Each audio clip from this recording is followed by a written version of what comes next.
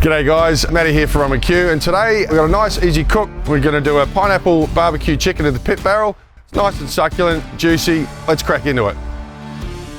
First up, we're going to place the charcoal into the pit barrel and light. The pit barrel delivers great flavour, it's nice and versatile, and it's great for pros and beginners alike. Okay, so we're going to trim the pineapple up, leave the core intact, and all the trimming is going to use for a salsa.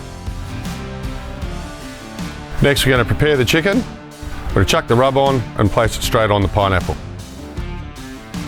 We're using our Rum & Q Hazy IPA seasoning today, bursting with passion fruit and citrus flavours.